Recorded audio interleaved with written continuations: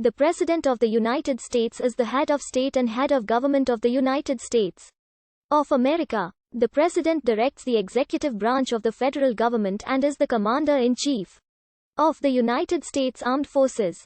The power of the presidency has grown substantially since its formation, as has the power of the federal government as a whole. While presidential power has ebbed and flowed over time, the presidency has played an increasingly strong role in American political life since the beginning of the 20th century, with a notable expansion during the presidency of Franklin D.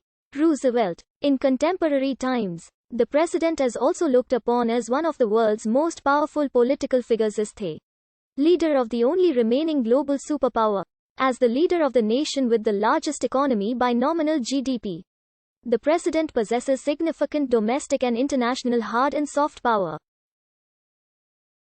Article 2 of the Constitution establishes the executive branch of the federal government and vests the executive power in the president.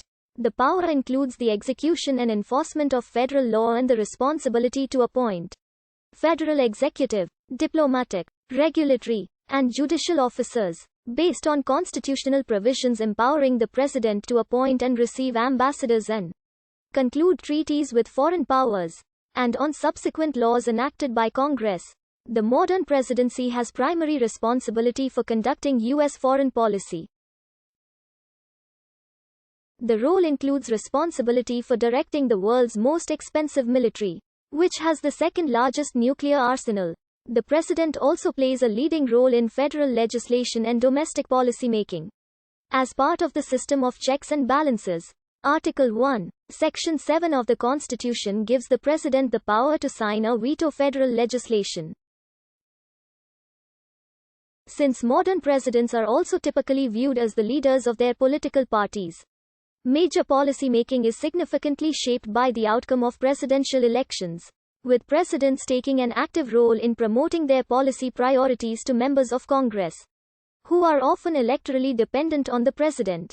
In recent decades, presidents have also made increasing use of executive orders, agency regulations, and judicial appointments to shape domestic policy. The president is elected indirectly through the Electoral College to a 4-year term, along with the vice president. Under the 22nd Amendment, ratified in 1951, no person who has been elected to 2 presidential terms may be elected to a third. In addition, 9 vice presidents have become president by virtue of a president's intra-term death or resignation. In all, 45 individuals have served 46 presidencies spanning 58 full 4-year terms.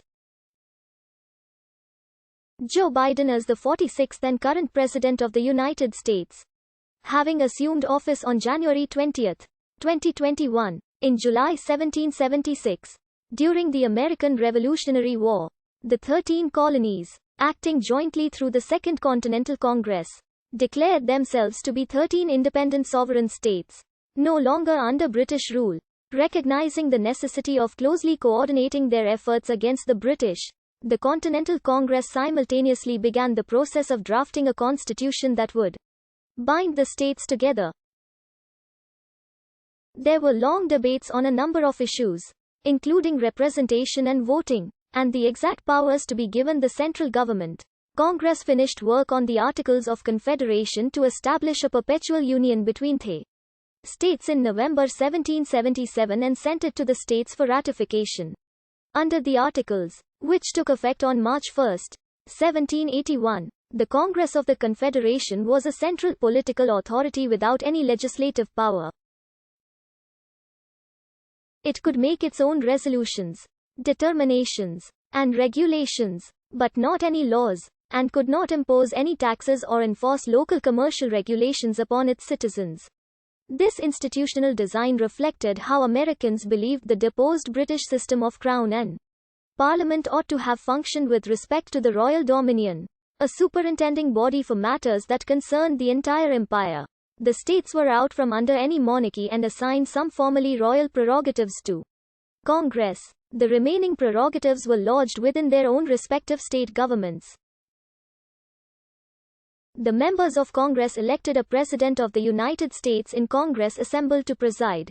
over its deliberation as a neutral discussion moderator, unrelated to and quite dissimilar from the later office of President of the United States. It was a largely ceremonial position without much influence. In 1783, the Treaty of Paris secured independence for each of the former colonies. With peace at hand, the states each turned toward their own internal affairs. By 1786, Americans found their continental borders besieged and weak and their respective economies